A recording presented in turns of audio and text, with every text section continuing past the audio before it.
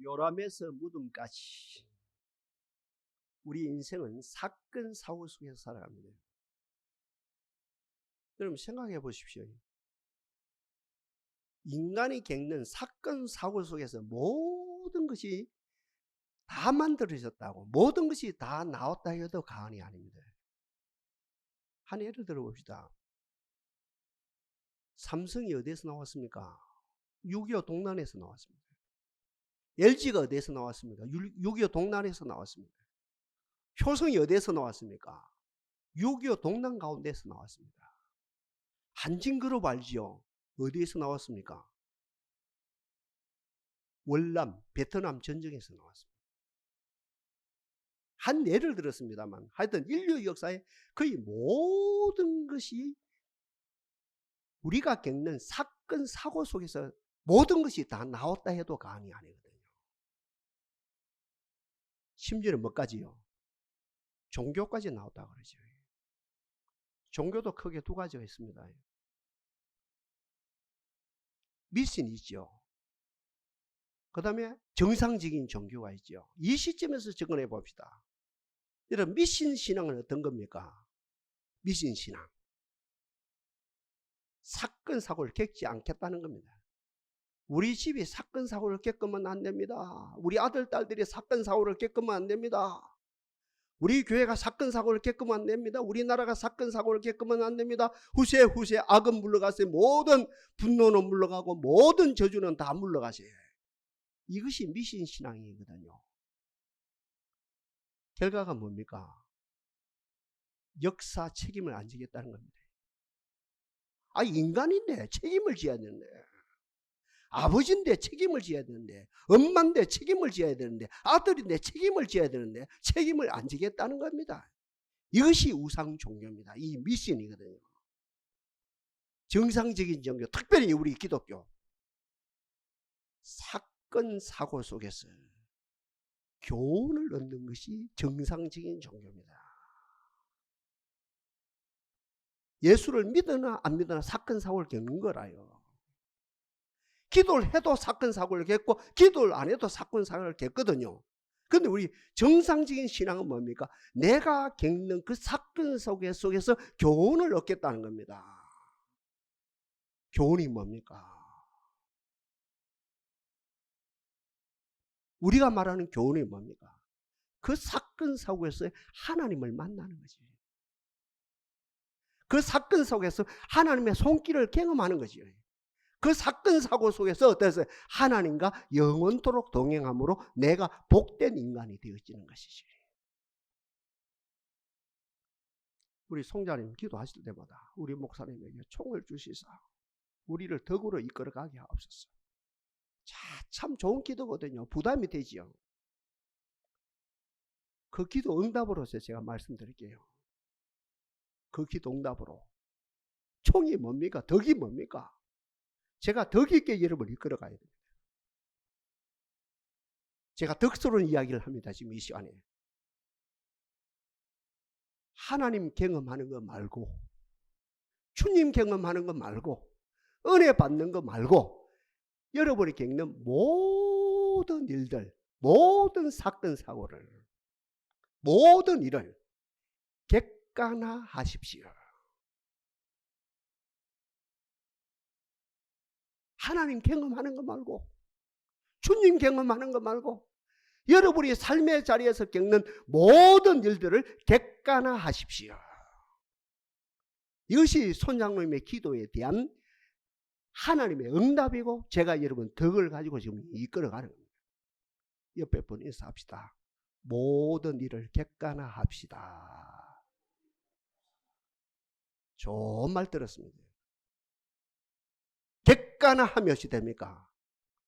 오늘이 보입니다. 어떤 것도 객관하면 내일이 보입니다. 어떤 것도 객관하면 답이 보입니다. 어떤 것도 객관하면 여유가 있습니다.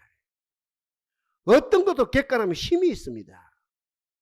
어떤 것도 객관하면 거기에 장터가 만들어집니다. 만남의 장이 만들어집니다. 그곳에 하나님의 신이 강림합니다. 바로 그곳에서 하나님을 경험합니다.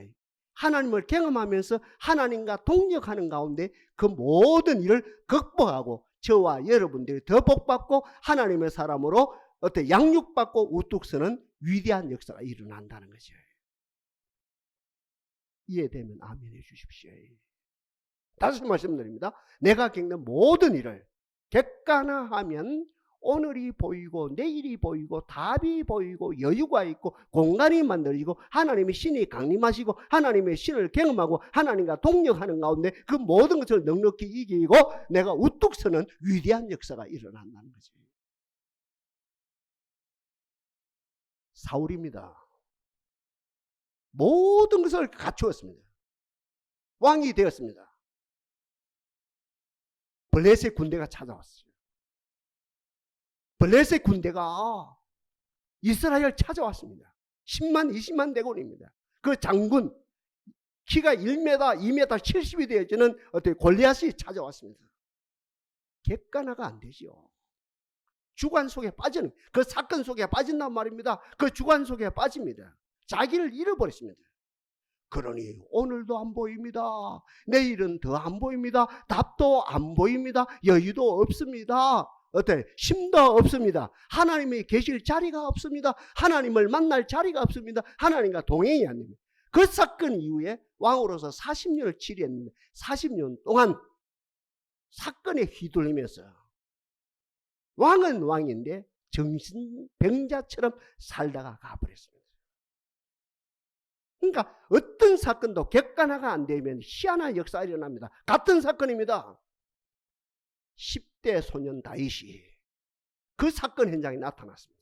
아버지 심부름으로 우유 가지고 버터 가지고 빵 몇 조각 가지고 아버지 심부름으로 그 자리에 나타났는데 그것이 블레셋이 나타난 골리앗이 나타난 그 큰 20만 10만 20만 군대가 나타난 그 사건이 어때? 객관적으로 보입니다. 객관. 그 사건을 객관화시킨 거죠.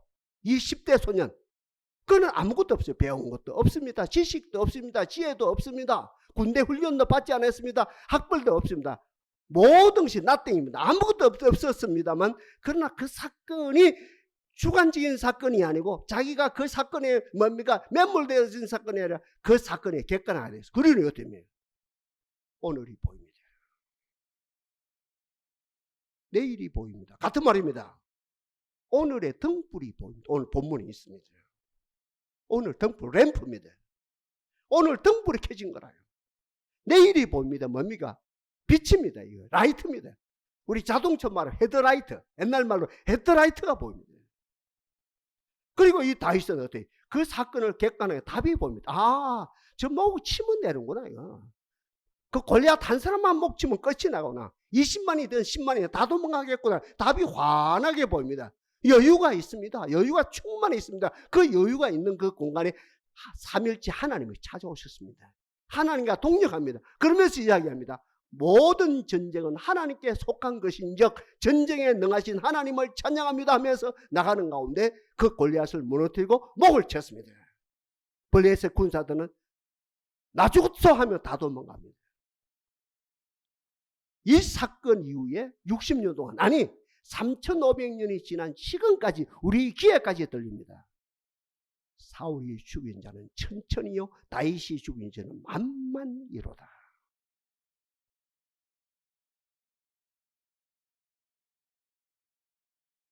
하나님, 내가 겪는 모든 사건을 객관화하게 하옵소서. 비결은 뭡니까? 성경입니다. 특별히 어디입니까? 빌립보 4장에서 7절입니다. 제가 제일 좋아하는 성경 구절입니다. 주 안에서 항상 기뻐하라. 내가 다시 말하노니 기뻐하라. 너희 관용을 모든 사람들에게 알게 하라. 주께서 가까우심이라. 아무것도 염려하지 말고 오직 모든 일에 기도와 간구로 너희 구할 것을 감사함으로 하나님께 아뢰라. 그리하면 모든 지각에 뛰어난 하나님의 평강이 그리스도 예수 안에서 너희 마음과 생각을 시키시리라. 세 가지입니다. 어떻게 하면 우리가 내가 겪는 모든 일들을 객관화할 수 있습니까? 주 안에 거할 때입니다. 세상 한복판에 살지 아니고 주 안에 거할 때, 실패 속에 살지 않고 주 안에 거할 때, 흥청망청 어떤 세상 유혹 속에 살지 않고 주 안에 있을 때 내가 그 모든 겪는 사건을 객관화할 수 있습니다. 두 번째, 어떻게 하므로? 어떤 일을 당해도 기도와 간구가 있을 때 그 사건을 객관화할 수 있습니다. 하나님이여 기독해 하옵소서. 내가 아들로 말미암아 겪는, 내가 딸로 말미암아 겪는, 내가 목양으로 말미암아 겪는 이 사건 사고가 어떤 객관화되어지기까지 기독해 하시고 간구케 하여 주옵소서. 마지막입니다. 제일 중요합니다. 하나님의 평강. 어떤 평강입니까? 모든 지각에 뛰어난 하나님의 평강이 우리 마음과 생각을 온전히 지킬 때 우리가 겪는 모든 사건 사고를 객관화할 수 있다는 것이죠. 이 은혜가 넘치기를 바랍니다. 태고 이래로 인간은요, 자기가 겪는 것은 객관화 못 시킵니다. 자기가 겪는 거죠. 내가 제일 고생했노라고. 내가 아들 때문에 내가 해아래 제일 고생하노라고. 골병 들었다. 내가 딸 때문에 제일 고병들어. 저런 말하면 개척해보라고요. 나만치 개척하면서 고생한 사람이 없다고 합니다. 그러니까 자기가 겪는 모든 일을 객관을 못합니다. 이 태고 이래로 인간들이요. 자기는 감기만 걸려도 이거는 폐가 어찌 된 줄 알고요. 같은 말입니다. 몸이 좀 그죠, 노곤하고 그죠? 몸이 힘이 없어도 이거는 간이 어찌 된 줄 알고 있죠. 희한합니다, 사람이요.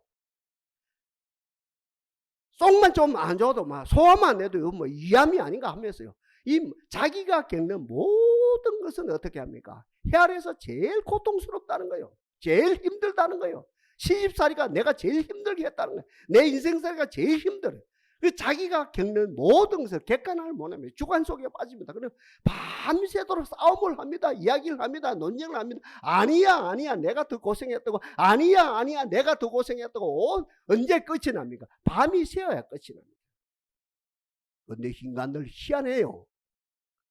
상대방이 겪는 모든 거 객관화 잘 시킵니다. 그렇죠? 내가 아닌 다른 집, 내가 아닌 다른 교회, 내가 아닌 다른 나라, 우리 아들이 아닌 다른 집의 아들, 우리 딸이 아닌 다른 집의 딸, 얼마나 객관화 잘 시키는지 몰라요. 딱 객관해서 내일이 보입니다. 내일. 같은 말입니다. 등불이 보입니다. 오늘이 보입니다. 오늘 등불이, 램프가 보입니다. 내일이 보입니다. 라이트가 보입니다. 다른 집의 A는 그 답이 보입니다. 뻔히 보입니다. 진짜 보입니다. 그냥 이게 가설이 아닙니다. 이거는 지나가는 뭡니까? 그게 아니고 진짜로 남의 집의 일은, 남의 집의 아이의 일은, 남의 집의 딸의 이야기는, 일은 그것도 답이 다 보입니다. 한해 보면 남의 집의 일은 여유가 있습니다. 그러면서 하는 말입니다. 기도하면 돼요. 자기는 기도 안 하면서요. 기도하면 하나님 응답해요. 기도하면 돼요. 자기는 기도하면 자기가 당한 일은 기도를 못하면서 안 하면서 주관 속에 빠져 정신을 못 차리면서 다른 집에 겪는 일은 마지막 그 결론에 가서 자기가 목사가 된 것처럼, 자기가 신부가 된 것처럼, 자기가 사제가 된 것처럼 기도하면 돼요 이라거든요. 기도하면 하나님 응답하시 이래요. 이 인간 사회입니다. 이 정도를 가지고 오늘 본문들 갑시다. 오늘 본문 6장이죠. 아비의 명령을 지키고 어미의 법을 마음에 두라. 아비의 법과 어미의 명령을 만판에 새기라. 기호로 삼아라. 아비의 명령, 어미의 법. 여기에서 할 말이 많습니다. 그래서 오늘 이 시간에 이야기할 시간이 없어서 강의 시간이 아니니까요. 아비의 명령을, 어미의 법을 만판에 새기고 기호로 삼아라. 그리하면 이 명령과 법이 네 가는 길을 인도하고 밤이 새도록 너를 보호하고 특별히 삶의 자리에서 이 법과 명령이 너와 함께 변호해 주리라. 마지막 결론이다. 이 아비의 명령과 어미의 법이 훈계의 책망이 되어라. 뭐가 돼요? 훈계의 책망이 되어 뭐가 되리라? 생명의 길이 되리라. 이 오늘 제가 오늘 말씀 이것입니다. 훈계 책망은 생명의 길이 되리라.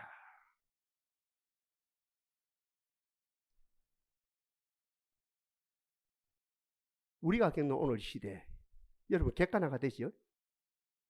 학교 교육 객관화가 되죠? 학교 교육 지금 초등학교 교육, 중등 교육, 고등 교육, 대학 교육 객관화가 되죠. 여러분 지금 신문지상과 텔레비전을 통해 환히 보이죠? 국회의사당 돌아가는 거 보면 딱 여러분 알죠? 보이죠? 오늘날 교회들, 종교들 알지요? 다른 교회, 우리 교회는 몰라도 다른 교회 보이지요? 그리고 같은 말입니다. 다른 가정, 여러분 가정은 안 보여도 주관 속에 빠져 있기 때문에 여러분 가정은 몰라요. 그런데 다른 집 가정은 보인다 아닙니까? 아유, 다른 집에 아들 다루는 걸 본다 아닙니까? 다른 집에 딸 다루는 걸 본다 아닙니까? 다른 집에 손자 다루는 걸 뻔히 본다 아닙니까? 같은 말입니다. 어떤 집단이든지, 그치? 우리 한국의 집단, 미국의 집단, 훤히 그 집단 속에 다 알거든. 뭐가 빠졌습니까? 오늘 본문으로 말하면. 훈계 책망이 빠졌답니다. 그렇죠? 학교도, 우리 한국의 초등학교도 훈계 책망이 빠졌고, 중학교도 훈계 책망이 빠졌고, 직장에도 훈계 책망이 빠졌고, 가정에도 훈계 책망이 빠졌어. 오늘 이 객관적으로 보이는 사실입니다. 물어봅시다. 훈계 책망을 누가 뺐습니까? 오늘 이 시대에. 지금 국회의사당도 없어요. 300명이거든요. 10만 명의 대표입니다. 그러니까 10만 뭐라 했습니까? 옛날에는 10만 뭐라 했죠, 그죠? 10만 명의 대표입니다. 저기도 없고 아무 데도 없어요. 오늘 이 시대가. 우리가 그게 보이거든. 아, 지금 이 시대에 빠진 것이 훈계 책망에 빠졌다. 다른 말로 표현, 체벌이 빠졌다. 이 시대에. 그래서 제가 물어보면 누가 뺐습니까? 정교조가 뺐습니까? 누가 뺐습니까? 운동거리 뺐습니까? 어느 정보가 뺐습니까? 이 전 세계 지금 사조입니다. 전 세계 사상의 사조. 그러니 제가 공부를 하지요. 전 세계 사상의 사조. 같은 말이에요. 전 세계 지금 철학의 사조. 전 세계 제가 교육학을 했습니다. 전 세계 교육 사상의 사조입니다. 교육 철학의 사조입니다. 오늘 전 세계, 심지어는 종교까지거든요. 종교까지 체벌하지 말자. 체벌하지 말자. 훈계 책망하지 말자. 이게 이 시대 흐름입니다. 이 책망, 이게 뭡니까? 하지 말자요. 체벌하지 말자. 이게 오늘 이 시대 대세가 아니고, 대세가 아니고 이 시대 전체 흐름입니다. 훈계 책망하지 말자. 왜요? 인권이 너무 중요하다. 한 가정에 우리 아들의 인권이, 한 가정에 우리 딸의 인권이 세상보다 더 크다. 한 교실에 있는 한 아이의 핸드폰을 치고 있든지 못된 짓을 하고 있든지 한 아이의 인권이 우주보다 더 귀하다. 인권이 중요하다. 한 회사의 그 사원의 인권이 그 회사보다 더 중요하다. 같은 말입니다. 교회 안에 있는 한 사람의 인권이 어때? 우주보다 더 귀하다. 인권이 중요하다. 그러니 체벌해서는 안 된다.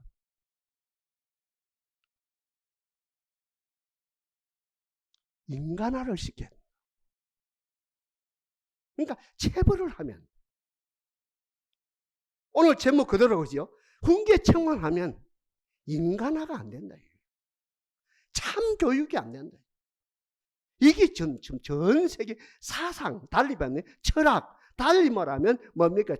그 교육, 철학 등등 이 모든 영역의 시대 흐름입니다. 우리 한국도 그리 들어있어요. 자, 물어봅시다. 우리 한국의 지금 교육의 목표가 얼마 전까지 홍익인간이거든요. 지금 와서는 뭐냐 하면 교육의 뭡니까? 참 교육, 참 인간화가 뭐냐면 자아실현이라. 자아실현이 참 인간화의 목표가 되죠. 물어봅시다. 체벌을 없애고 훈계 책망을 없애고 애들을 받들어 섬겼더니 인간화가 됩니까? 짐승화가 됩니까? 솔직히 이야기해봐요.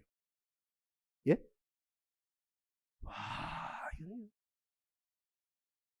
체벌을 없애고 매를 없애고 훈계의 책망을 없애고, 가정도 훈계의 책망을 없애고, 학교도 훈계의 책망을 없애고, 직장도 훈계의 책망, 종교까지도 오면 오고 말만 말고 11조 하면 하고 말만 말고 지금 알아서 한다.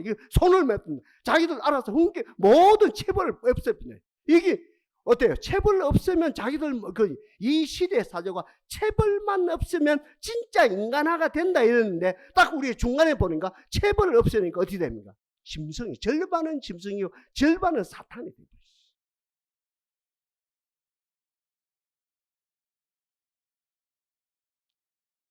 성경은 뭐랍니까? 인간은 몸으로 구성되어 있거든요.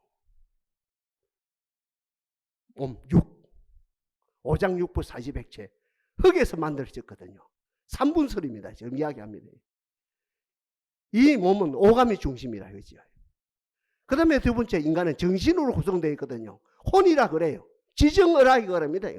혼으로 구성되어 있거든요. 정신, 사랑, 철학, 예술, 이 두 번째예요. 마지막 세 번째로 영으로 구성되어 있거든요. 이 영은 하나님을 만나고, 이 영은 하나님과 교제가 되어지고, 이 영은 하나님과 친밀함이 이루어지고, 이 영은 혼을 지배하고 몸을 지배하고 세상을 지배하게 되거든요. 잘 알아야 됩니다. 우리 인간이 아담과 이브가 선악과를 따먹고 그 같은 시점입니다. 에덴 동산에서 쫓겨난 그때부터 인간은 인간의 구실을 원합니다.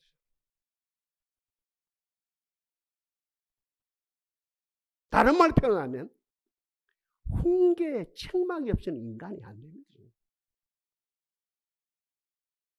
참 미안한데요. 부부면 더 좋고 한 부분 더 합시다. 훈계의 책망이 없이는 사람이 안 됩니다. 이 성경입니다. 제 주관이 아니고 성경입니다. 지혜서라고 하는 자문의 이야기입니다. 훈계의 책망만 빼면, 체벌만 빼면 인간화가 되겠지 하고 달려왔는데 절반은 짐승이 되고 절반은 마귀가 돼버리거든요. 저 국회를 봐도, 지금 초등학교 교실을 봐도, 우리 가정 말고 다른 집의 가정을 봐도, 자기 집은 빼놓고 자기 집은 모르니까, 주관 속에 빠져서 모르니까 다른 집의 애들을 봐도, 다른 집의 가정들을 봐도 사람 노릇이 안 되거든요. 그러니까 훈계의 책망만 빼면 인간화가 되겠지 했는데 훈계의 책망을 빼고 나니까 더 절반은 짐승이 되고 절반은 마귀가 되어지거든요. 그래서 성경은 그때부터 지금까지 계속 이야기합니다. 아니야. 에덴 동산에 쫓겨난 그때부터 인간이 될 수 있는 유일한, 영이 바로 되고 혼이 바로 되고 몸이 바로 되고, 그러니까 종합적으로 통전적으로 바로 될 수 있는 유일한 길은 훈계 책망 이야기 이해는 없다. 그래서 잠언 1장에서 뭐랍니까? 나의 책망을 듣고 돌이키라. 저는 잠언 전체 요절이라 보거든요. 나의 책망을 듣고 돌이키라. 나의 신을 부어주며 나의 말을 너희에게 보이리라.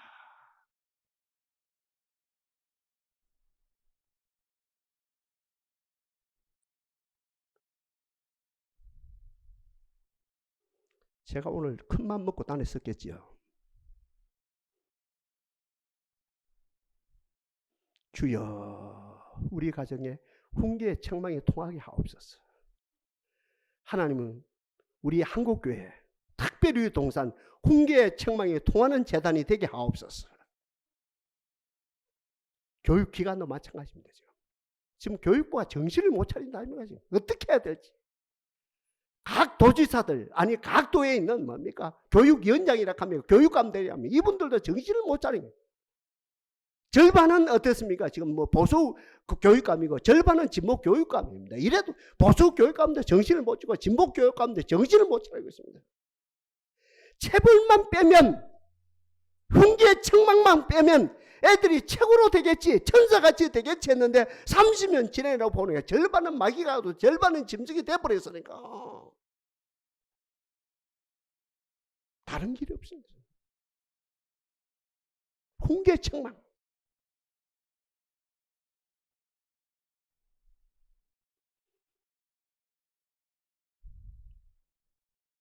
적용입니다. 적용은 항상 냅니다. 부모인 나에게 적용합니다. 내게 먼저 적용이 돼야 됩니다. 아들 이전에 내게 적용돼야 됩니다. 딸 이전에 내게 적용돼야 됩니다. 성도 이전에 목회자가 먼저 자기 자신에 적용해야 됩니다. 훈계의 책망으로,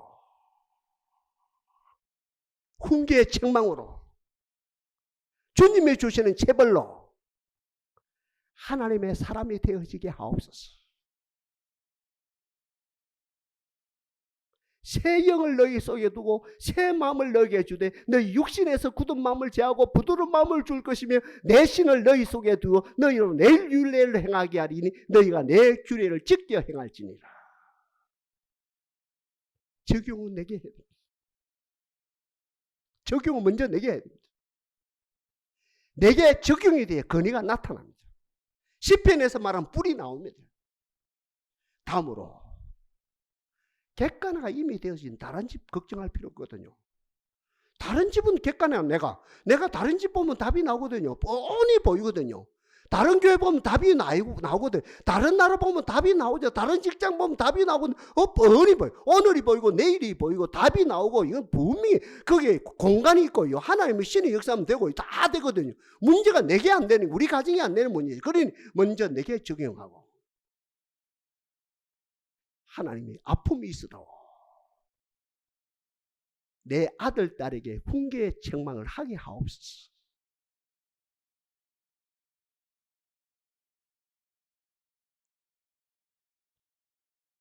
훈계의 책망이 될 때 나도 모르게, 부모인 나를 말하면 나도 모르게 하나님을 의지하게 됩니다. 훈계의 책망을 하게 될 때 나도 모르게 하나님 앞에 무릎 꿇게 되어집니다. 훈계의 책망을 하게 될 때 나도 모르게 하나님께 무릎 꿇는데 하나님의 은혜를 받고 닭똥 같은 눈물이 나고 해산의 수고를 하게 됩니다. 훈계의 책망을 가지게 될 때 어떻게 하면 내가 먼저 은혜 받고 하나님의 신이 우리 가정을, 하나님의 신이 우리 자녀를, 하나님의 신이 우리 딸을 강하게 붙드는 걸 경험하는 역사가 일어난다는 거죠. 오늘 많고 많은 가정들 왜 훈계의 책망을 못합니까? 겁이 나죠. 훈계의 책망을 하게 되면 저 아들 저 빗나가면 어떻게 될까? 훈계의 책망을 하게 되면 저 아들이 집에 안 있고 도망가면 어떻게 될까? 집 나가버리면 어떻게 될까? 저 훈계의 책망을 하게 되면 나중에 악문, 우리 저 서부경남 말입니다. 악문을 하면 어떻게 될까? 나중에 부모한테 막 도끼 가지고 나타나고 칼 가지고 나타나서 막 찌르고 막 난리 나면 어떻게 할까? 이게 겁이 나는 거죠. 이 믿음이 아무 믿음이 없는 것이죠. 그죠? 겁이 나는 거라고. 훈계의 책망하면 어찌 될까? 그 아까 이야기했다 아닙니까?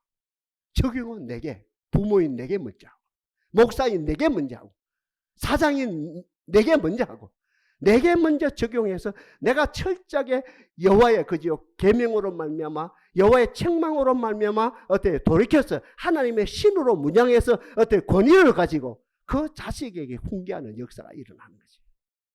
결론입니다. 훈계의 책망은 그 아이를 사망의 길에서 생명의 길로 인도합니다. 훈계의 책망은 그 아이를 실패의 길에서 생명의 길로 인도합니다. 훈계의 책망은 그 아이를 음란의, 오늘 본문 뒷부분에 집중도 언급됐죠. 음란과 그지요 술 취함의 길에서 생명의 길로 인도합니다. 훈계의 책망은 아까도 말씀드린 실패의 길에서 생명의 길로 인도합니다. 하나님, 우리들에게 훈계의 책망이 있게 하옵소서. 이제 마지막으로 잠언 20장 30절을 한번 같이 읽고 깊이 되새기고 말씀을 마치고 기도하도록 하겠습니다. 천천히 한번 같이 합시다. 상하게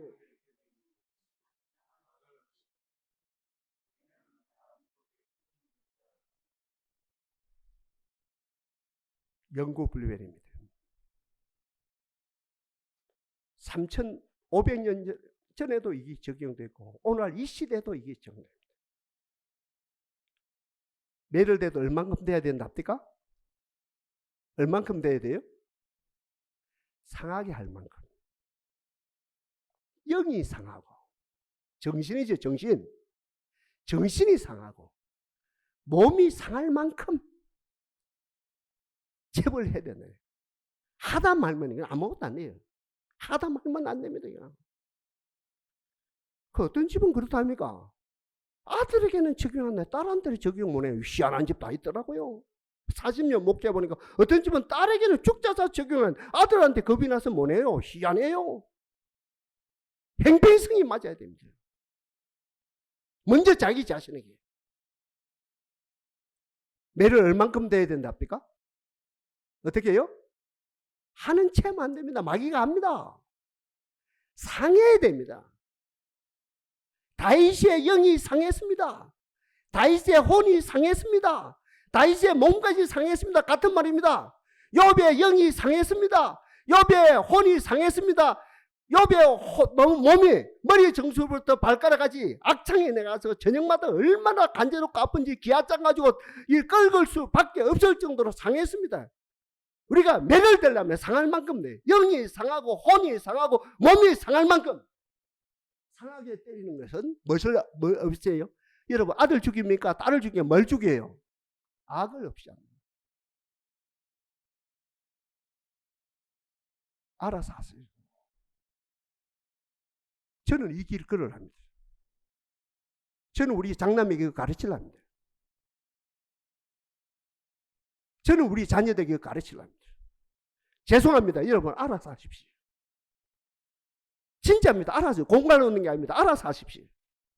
상하게 때리는 것은 악을 없이 안 하니 매는 사람 속에 어떻게 해요? 깊이 들어가느니라. 주여 하나님의 자기 계시 성령의 조명 에바당 은총 속에 이 말이 들리게 하시고 이 말이 내게 적용하고 이 말을 내 자녀들에게 실천하게 하옵소서. 남의 집 이야기 가지고 평생 써먹지 말게 하시고 남의 교회 이야기 가지고 써먹지 말고 내게 우리 가정에 구체적으로 적용하는 신실한 가정들이 되게 하옵소서.